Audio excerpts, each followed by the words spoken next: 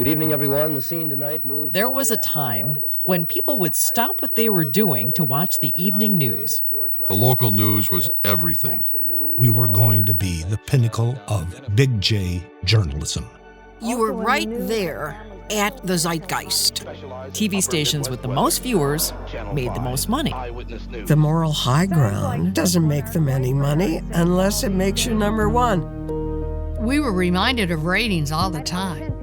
We had higher ratings than the other three stations combined. It was stressful. We all felt it. We knew it even though nobody ever talked to us about it. I disliked them both so much. I wanted to beat them every night. We were number 4. We had a long ways to go. And who will care? No one saw them coming. We did monstrous, shocking numbers. A newscast may not win with a good anchor, but you're never going to win without one. I can stop doing this stuff all afternoon. Just watch. Someone talk to me in my earpiece. In one stroke, I was told, you're not qualified to do this. You're never good enough. You're never good enough. I would have panic attacks. It's just showbiz. Anybody that struggled with that wasn't made for the game. Do I even have a future in this business? What's your problem with black people? I'm black and I'm a reporter. I can be both. You want any help with the big words? I cried and I felt sick to my stomach. I'm still not over it. I'm still not over it. And what happened because of those ratings wars forever changed the television industry and the local TV landscape. It was cutthroat, seriously. It's too personal to make sense. They might not like what they're seeing, but they're watching. Well, thank you, you son of a bitch.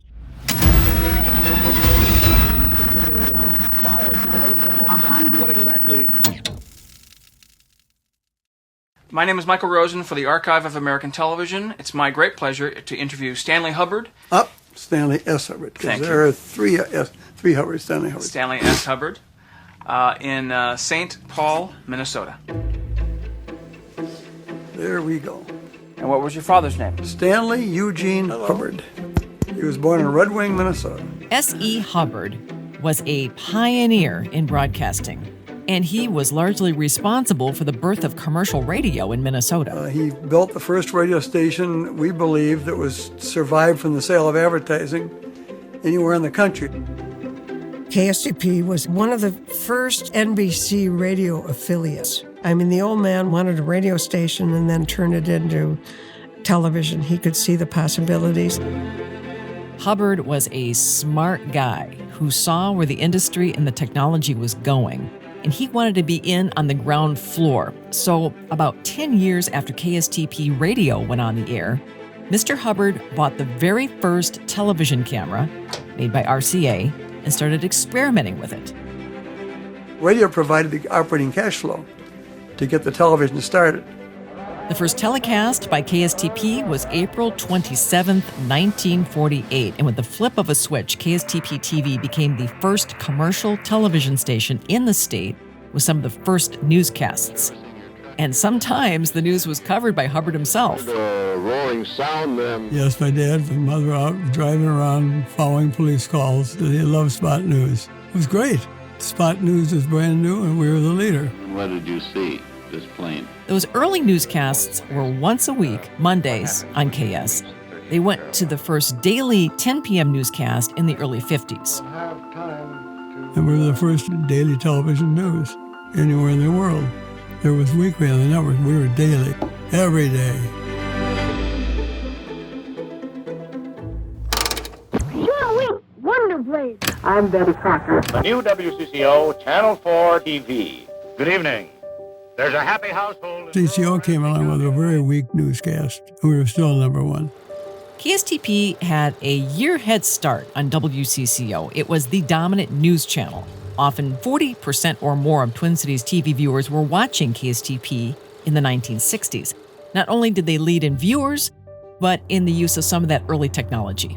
Hubbard has always been at the forefront of technological change. That was part of their signature, their fingerprint. One of the first innovations came from the Hubbards, who loved aviation and were pilots, and they used their company fleet to get aerial shots of news scenes. Sometimes the pilot would get into a time crunch. He'd fly low over the state fairgrounds, which is close to the station, and throw a gunny sack containing film canisters out the window to someone who'd run it back to the newsroom to develop the film.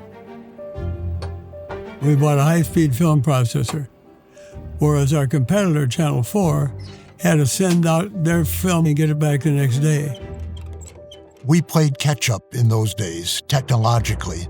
That was expensive equipment. Because you are very important. We had more news resources. We had airplanes, we had more people, we had more cameras, and that's how we competed. It made us number one because nobody could compete. Until the early 60s, station management looked at local news simply as a public service. But as more and more people began to watch and depend on it, it became a highly saleable commodity. The Midwest Federal Certificate Account. Milk for energy and vitality. Tomorrow's news tonight. Those early newscasts were pretty straightforward. It was just a solo anchorman looking into the camera, reading the news for 10 or 15 minutes. They'd go to break, the weather guy would come on, do the forecast, more ads, and then the sports guy. End of show. There was no interaction at all. As the local news scene became more competitive, stations started looking for an edge. You can be journalistically boring. Consultants were hired to do all audience research to see what they should be doing on the air. McHugh and Hoffman were pioneers in broadcast consultancy. CCO calls in McHugh and Hoffman and says, look, we're getting kicked here. We've been kicked now for quite some time. What can we do about it? So they developed what became The Scene Tonight. This is The Scene Tonight, in color with Dave Moore, Bud Kraling, Hal Scott, and Skip Loescher with Action News. Good evening, everyone. The Scene Tonight moves from the Minneapolis Mall to a small Indiana highway. We'll go with federal agents on a narcotics raid. George Rice talks on the sales tax. Action News solves a pesky safety problem. And Hal Scott takes us golfing already. But the top news is Lyndon Johnson in his State of the Union. The Scene Tonight debuted on January 8th, 1968. I'll never forget the night. I produced the newscast, actually. It was, for the first time in the Twin Cities, a 45-minute newscast at 10 o'clock. And that format, that length, allowed us to change the news, weather, sports kind of firm formula that everybody was using. Some freezing rain. Wasn't it, Thanks. Well, wasn't it just about this time last year we had freezing rain? The Scene Tonight was a looser, more chatty format. Still newsy, but different from the more formal presentation on KSTP. Dave Moore was the main anchorman. He was a Minneapolis native who was destined to become a Minnesota icon. Dave Moore was terrific. Came across as a wonderful, I'm one of you. One student grumbled because it was final week. It was good. Those arrested wouldn't have a chance to study. Unfortunately. And then lost the power for 5 hours on my birthday. Didn't get your wife out to dinner? Would you believe no? What'd you do last night on your birthday? I worked till 2:30 in the morning. Your time is coming up in just a moment. We've avoided his personality, which was so warm and so welcoming.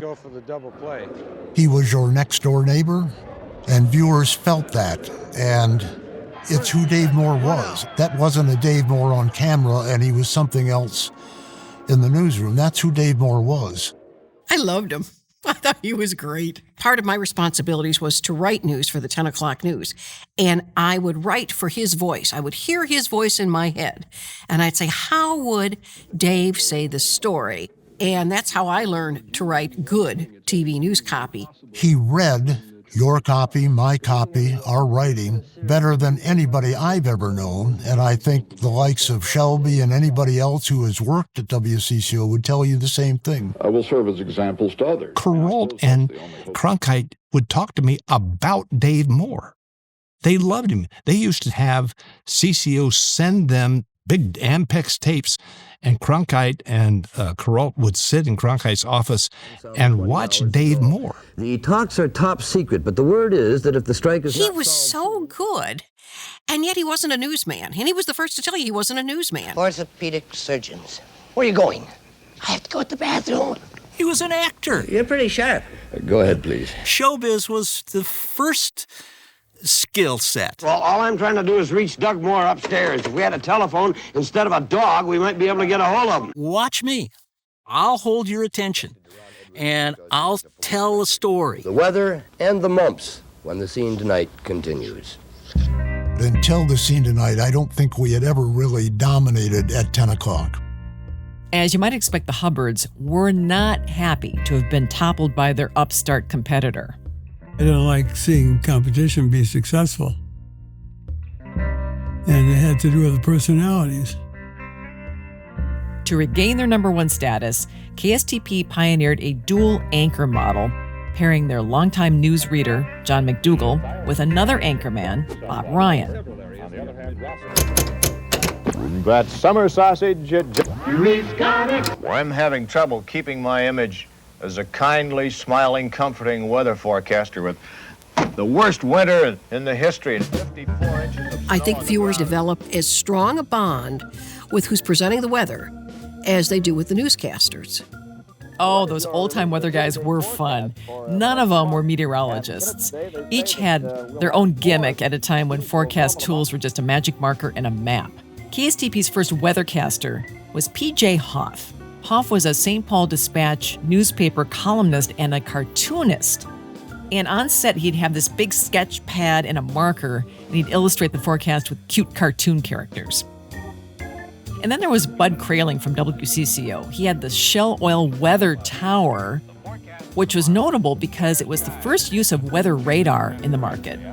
Bud would also do his forecasts in front of the WCCO weather window for crowds that would hang around outside the studio to watch. You get your weather from, Bud? Well, a lot of it comes out of the west. Then there was Barry Zavan. I like Barry Zavan, the weatherman, because he's a real meathead-ologist. Jimmy, that's meteorologist. That's what I said.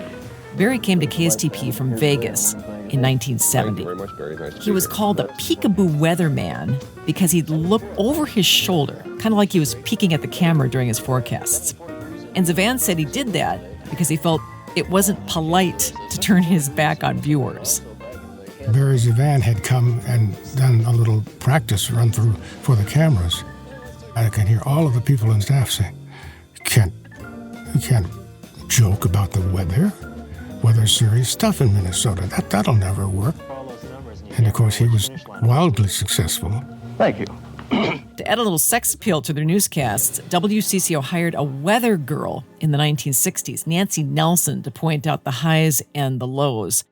But it was the market's third-place station, WTCN, that made Minnesota broadcast history in 1969 by hiring Tony Hughes. If you think about the time, society was changing, and not only for black people, but for women. Channel 11 those days, perhaps they were under the radar enough where, they could take risks at things. Do things that are not comfortable or people are not used to seeing. She was the only person of color on-air talent in this area. Now no one would blink, but that had to have been a big deal. WTCN promoted that, so there were a lot of promotions about the newscast featuring my mom, and it was always mentioned that it was a black weathercaster as well. For our 5-state region, light snow flurries in the... It was a time of a little bit of sexism. Will continue in the Twin Cities. There was one newspaper headline that said something about bikini weathercaster. My mom held a couple of jobs, so this was a contract job for about 3 hours per night.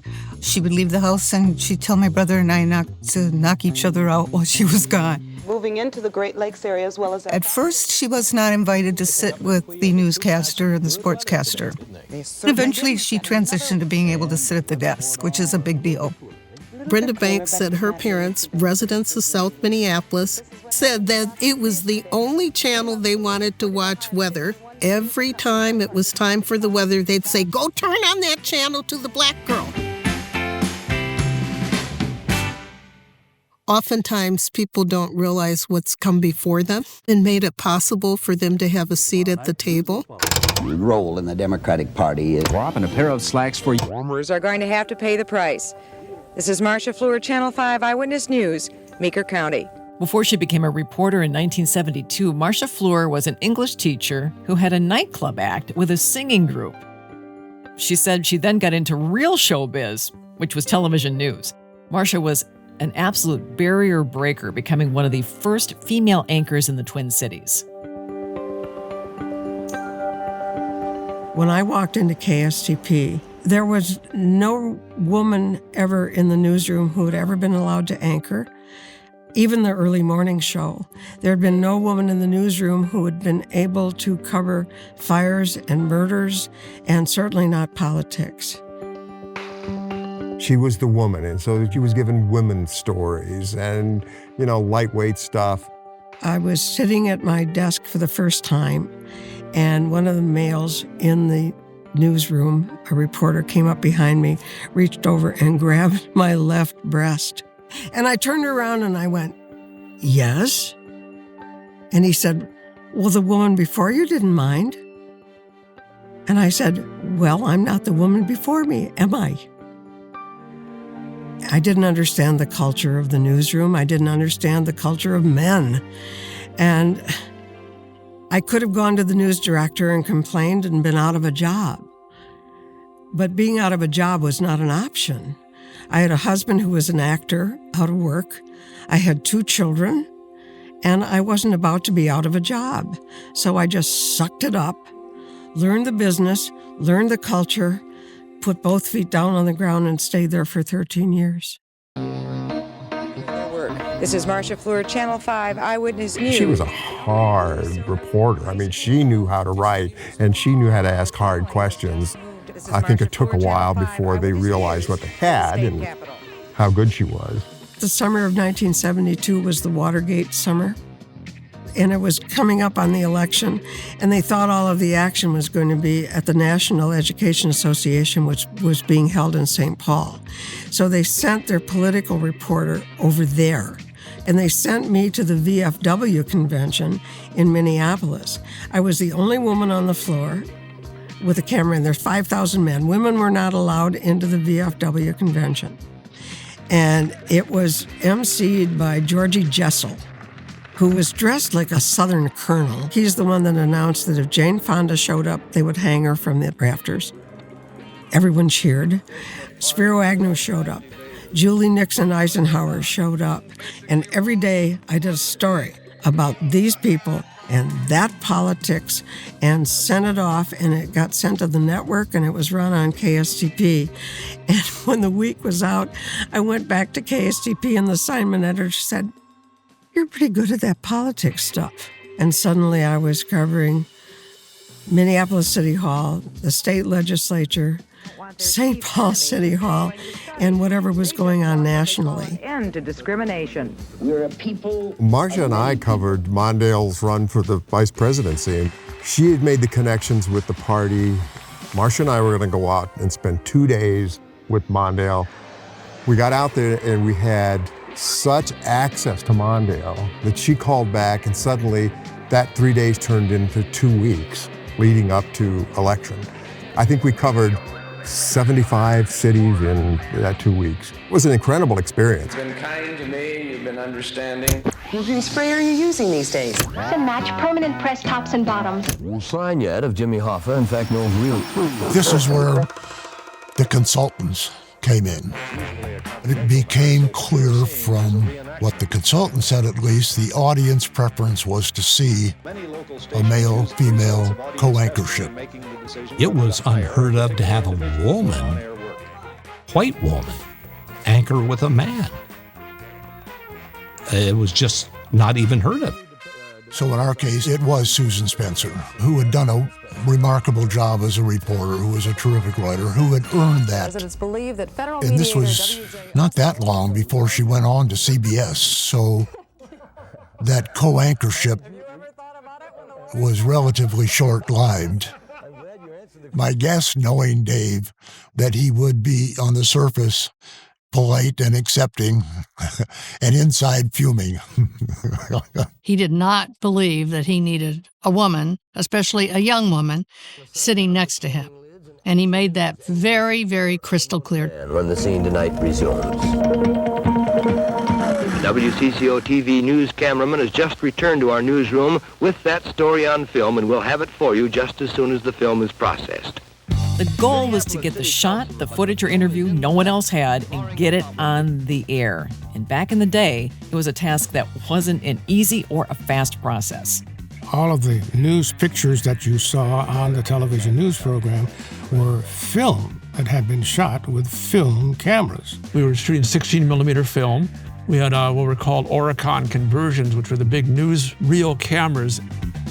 You stepped into a brace, you had an amp for the sound here, the battery on your back, and that whole rig probably weighed, I'd say probably 50 pounds total.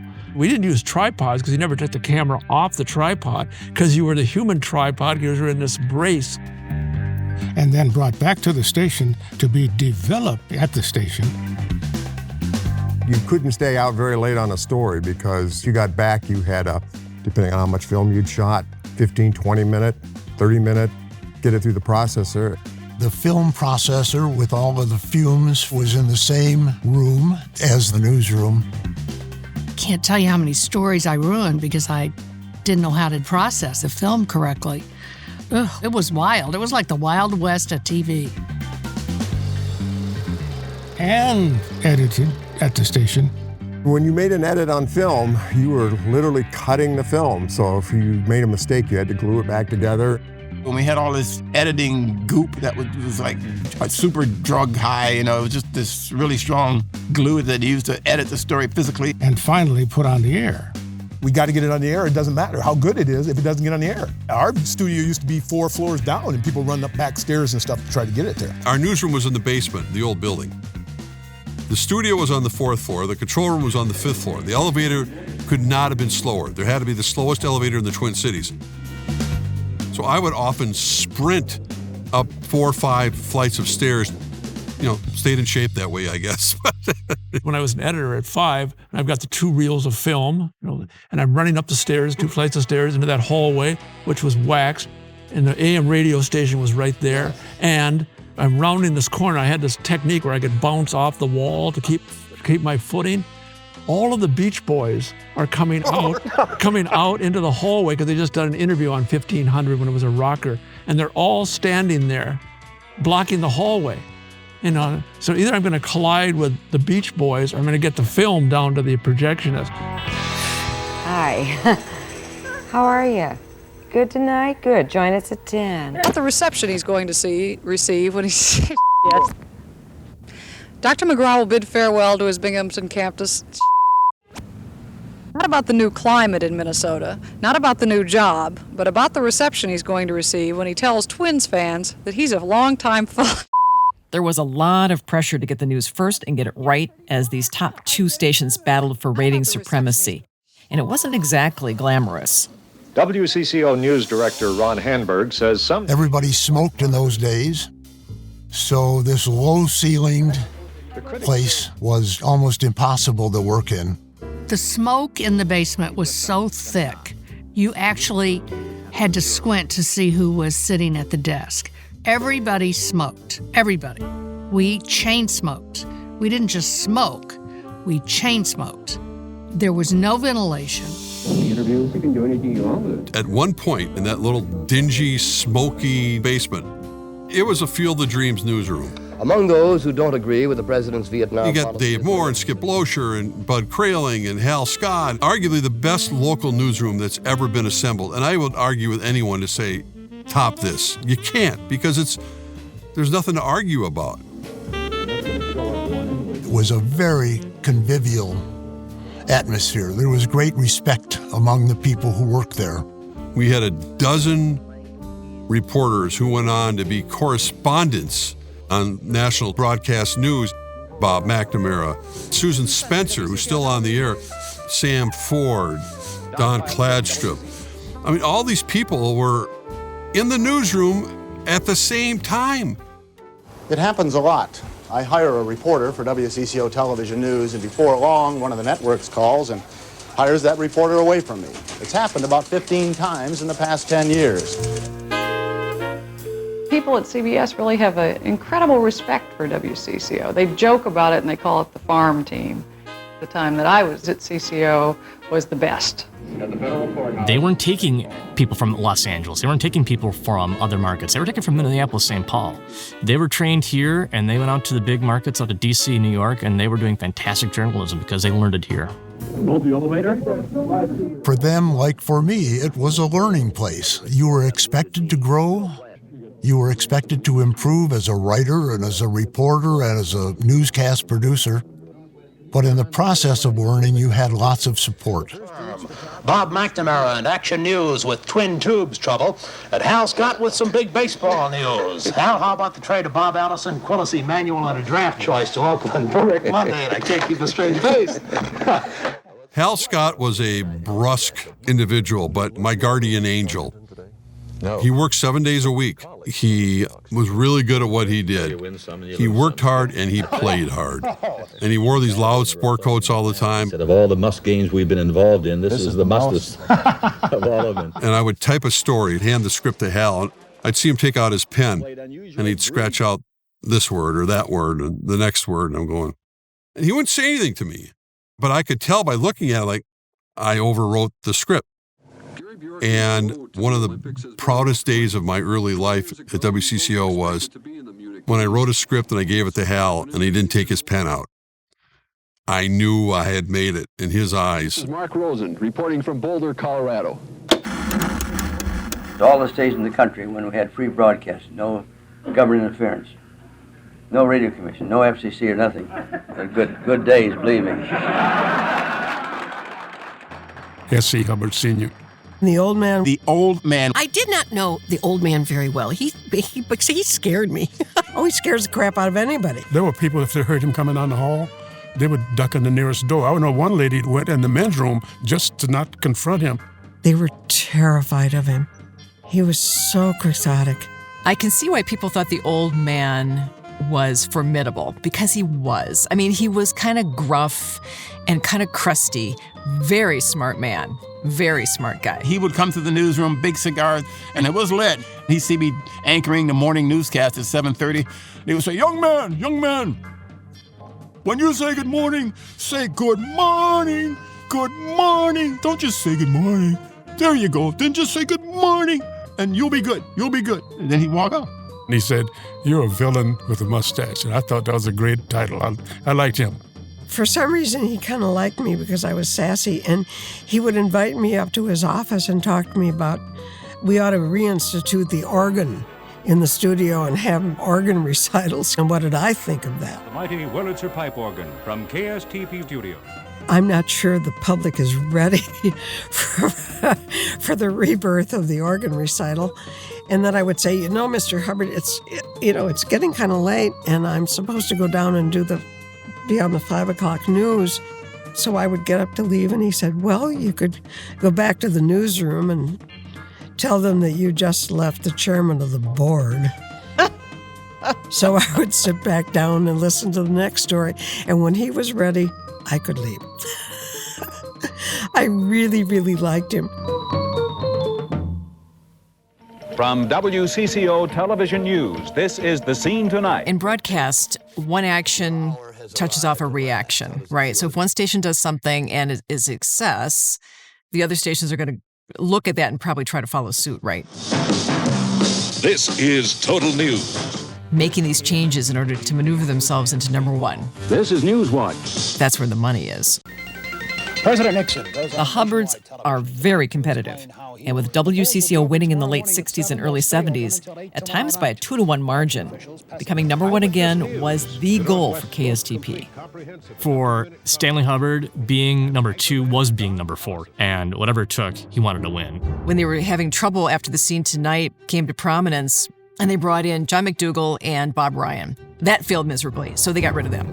They decided to bring in a very young person, Ted O'Brien. I have a story here. Ryther Zvan and Ted O'Brien became The World Today, which was another attempt to answer the number one prominence of CCO. That didn't work either. It was an extremely tense and interesting time, and the rivalry with WCCO was all that really mattered. I was part of a new idea. I didn't know it at the time. They'd fired Ted O'Brien. The next man through the door was Stanley Hubbard, who said, we are going to work our way up to number one. Will KSTP regain its #1 crown? You can find out right now by streaming the last 2 episodes of Broadcast Wars for free, exclusively on the PBS app. And when you finish Broadcast Wars, the PBS app has tons of other great content, including Jesse Ventura Shocks the World, a great documentary about one of Minnesota's most unconventional governors. You can access all this great content, and it's so easy. All you need to do is click on the link in the description and then download the free PBS app. It's so simple. You don't need an account, you don't need a credit card number. Just download the free PBS app. Enjoy, and I'll see you in the next episode. A newscast may not win with a good anchor, but you're never going to win without one. Consultants save the industry. It ruined news. It ruined everything. That's the second most racist market in the country. All had to do with sex.